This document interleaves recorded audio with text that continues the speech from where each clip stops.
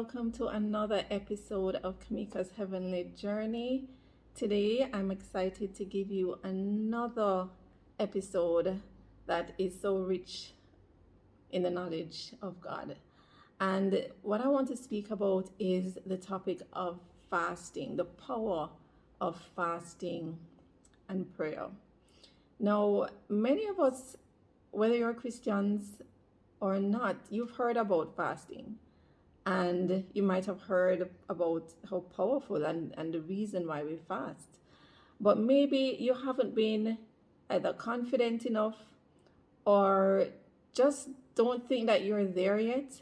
Excuses, or you might have just chosen to, not just ignore it. But you know that there is power in it. So today I will share with you the story of Esther. In the book of Esther, I think is a wonderful example of the power of fasting. I know there are many places in the Bible where you can hear about the power of fasting, but I think the book of Esther is just an excellent example, and this is why I want to share this book with you. So in the book of Esther, it starts in the city of Susa, in a region called Persia. And there was a very powerful king. His name was King Xerxes. And he had this vast amount of wealth in his kingdom. Now, he was hosting a large banquet, a banquet that lasts for days, 5-7 days to be exact. And during the banquet, the king asked for Queen Vashti to accompany him. So it says here in chapter 1, verse 11, it says, "Bring before him Queen Vashti, wearing her royal crown, in order to display her beauty to the people and nobles, for she was lovely to look at." However, Queen Vashti ignored these orders from the king. So this made the king furious.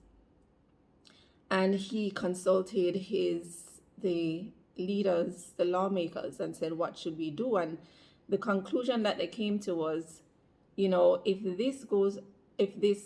word of this spreads, it will mean that there will be no end of disrespect, even among husbands and wives. Wives will not respect their husbands all over the nation. So they had to do something about it.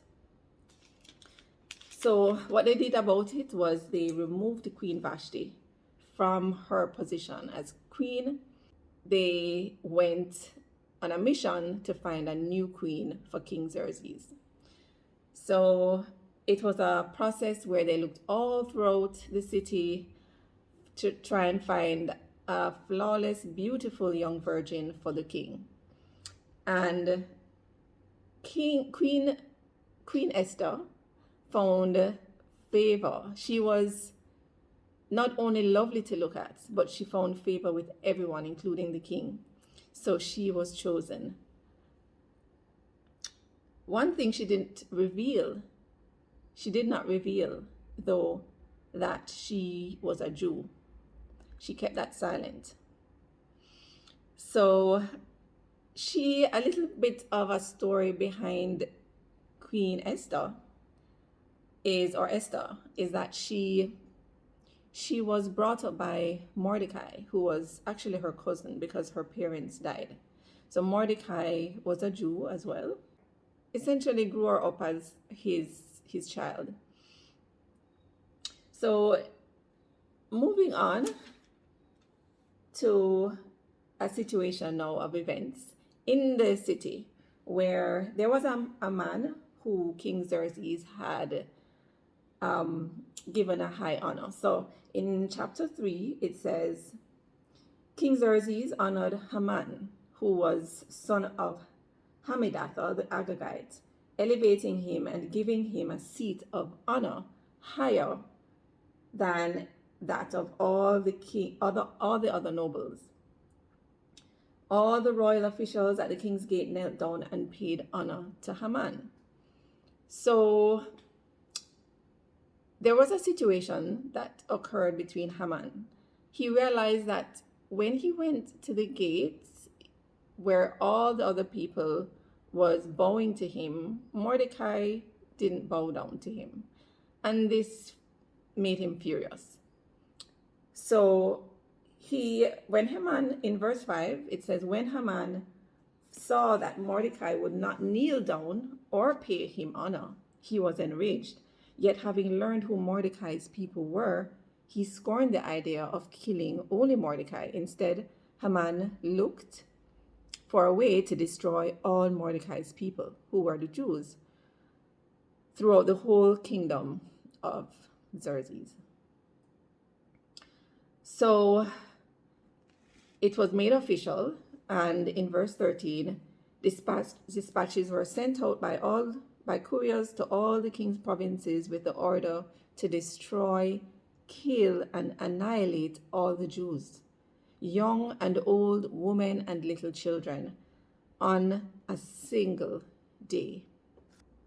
So in chapter 4, when Mordecai heard about this, it says, when Mordecai learned of all that had been done, he tore his clothes, put on sackcloth and ashes, and went out into the city, wailing loudly and bitterly. But he went only as far as the king's gate, because no one clothed in sackcloth was allowed to enter it. So when Queen Esther heard about, that Mordecai was deeply saddened and that he was troubled wearing sackcloth, she sent out her eunuchs to find out what was troubling Mordecai. So they returned to Queen Esther and told her about what the fate of the Jews were, based on Haman's orders. Mordecai urged Queen Esther to go into the king's presence to beg for mercy and plead with him for her people. However, Queen Esther's response was this, in verse 11, all the king's officials and the people of royal provinces know that for any man or woman who approaches the king in the inner court without being summoned, the king has but one law, but that he be put to death. The only exception to this is for the king to extend the gold scepter to him and spare his life. But 30 days have passed since I have been called to go to the king. So after that response, that response was sent back to Mordecai, and Mordecai still he would not accept that. He wouldn't give up.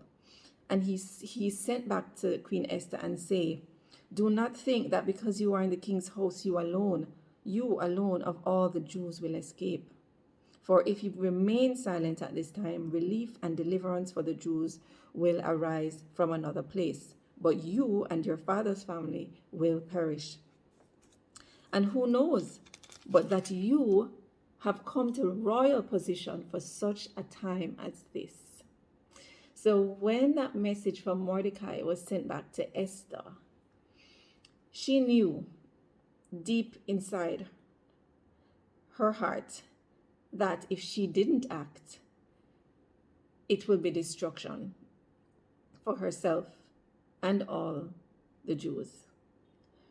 So in verse 15, she said, then go gather together all the Jews who are in Susa and fast for me. Do not eat or drink for 3 days, night or day, and I and my maids will fast as you do. When this is done, I will go to the king, even though it is against the law. And if I perish, I perish. And I just love how Esther knew that in the situation and position that she was in, she needed protection. She needed the power of God. She needed the gates of heaven to open over her situation and the situation of the Jews, concerning the Jews. So what was her request? She requested that there be fasting, the Jews to fast as well as herself and also her maids.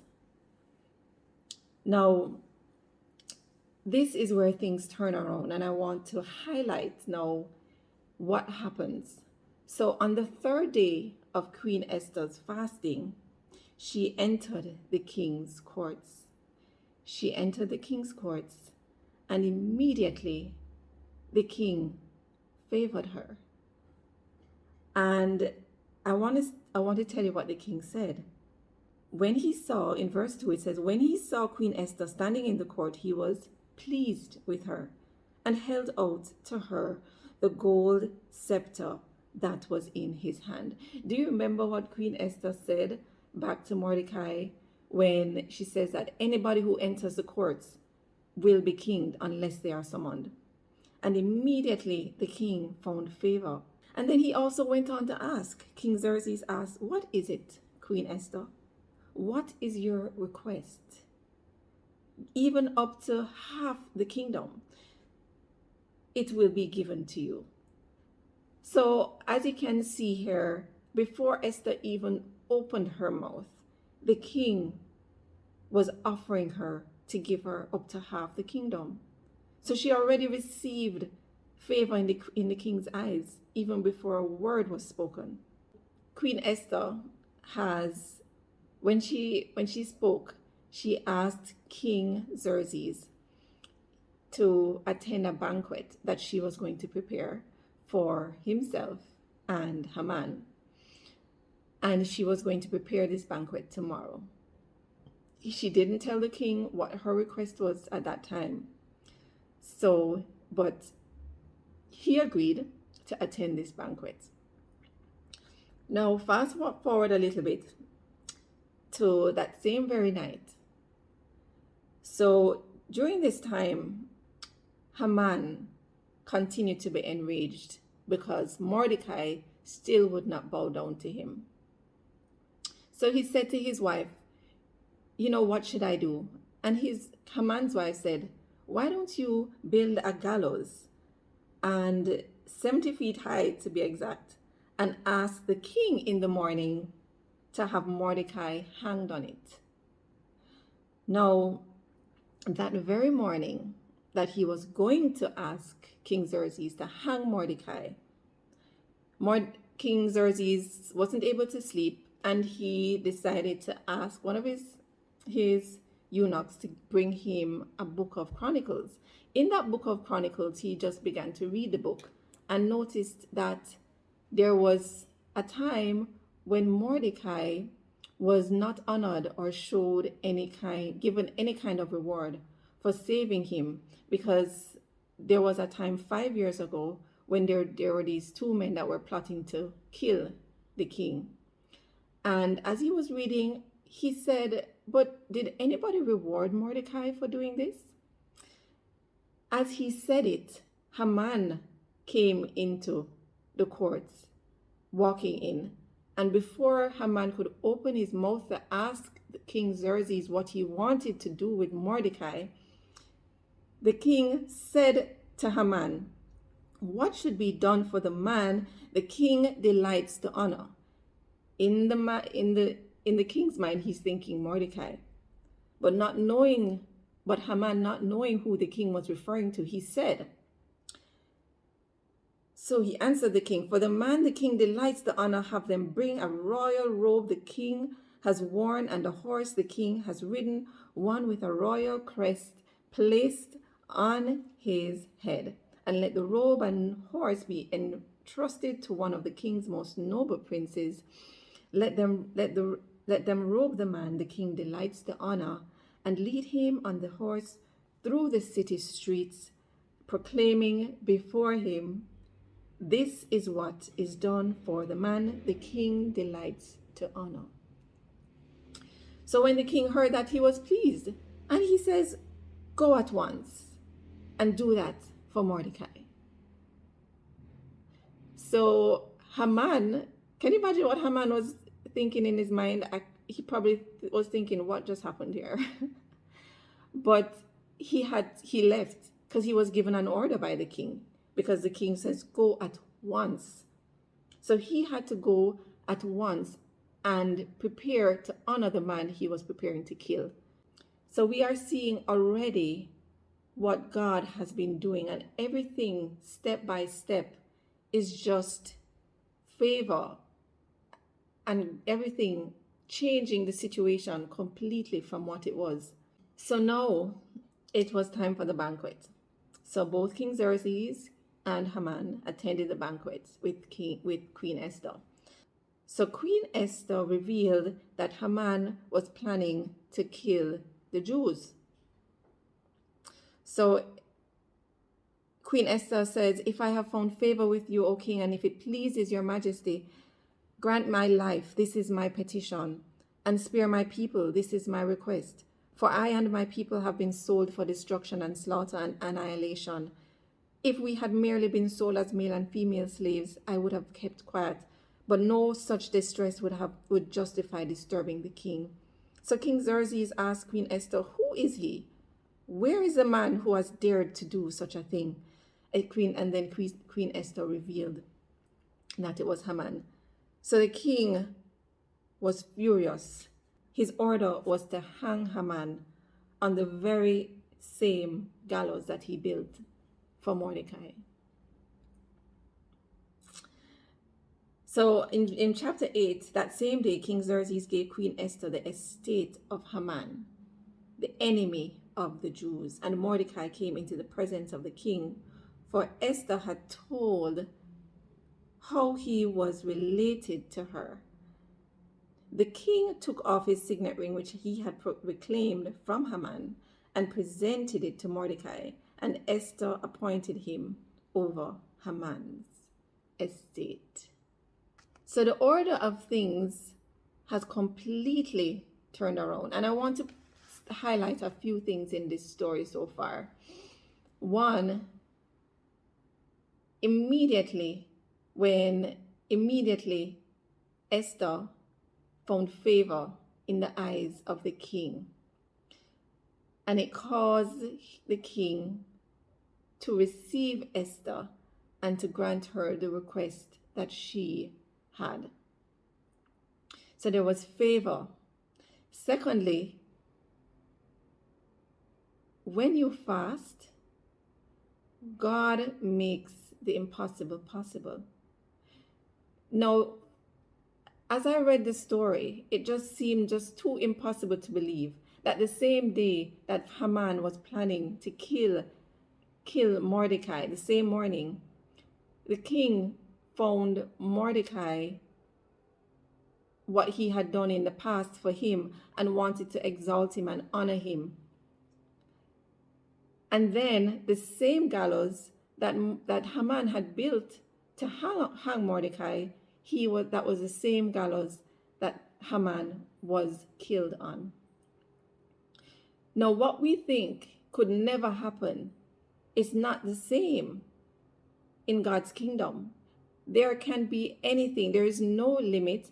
What we think in our own minds is not the same thing that God thinks, and God is a God of impossibilities. He will make what seems to be impossible possible. And the third thing is this: God will multiply your blessings, give you what you never asked for, and He will exceed your expectations. Because as I just read in chapter 8, verse 1, the king took off the signet ring and reclaimed it from Haman, gave it to Mordecai. Immediately, Mordecai was elevated to a higher level, right? And now Queen Esther appointed over to Mordecai Haman's estate. And that really wasn't the reason for doing it, but he can turn a situation completely around. After Queen Esther petitioned King Xerxes, she was able to write another decree in the king's name on behalf of the Jews and seal it with the king's signet ring. For no document written in the king's name and sealed with his ring can be revoked. And what was written? The king's edict granted the Jews in every city the right to assemble and protect themselves, to destroy, kill, and annihilate any armed forces of any nationality or province that might attack them and their women and children, and to plunder the property of their enemies. So the Jews assembled in chapter 9 in their cities in all the provinces of King Xerxes to attack those seeking their destruction. Now remember, it was the Jews who were supposed to be destroyed. All of them, nobody was to be spared. And here it is now. That is the Jews now that are given the power to attack those seeking to destroy them. In verse 2 it says, chapter 9 verse 2, it says, no one could stand against them because the people of all the other nationalities were afraid of them. So now the Jews, whose fate was to be destroyed, they now could turn around and kill other nations who were seeking to destroy them. And that is what I mean when God will turn the situation around. I hope that, this message has really touched you in a powerful way to understand who our God is and what he can do for his children. I hope everyone here will consider to fast and to pray, so that when we think that in a situation where we think cannot be turned around, a situation that we may think there's no resolution for, a situation where we may think, you know what, it doesn't even bother for me to do anything because the fate has already been spoken. No, God is saying that he can turn things around and he will make what you think is impossible to be possible. And I want you to be blessed, and I'll see you in the next one. Bye.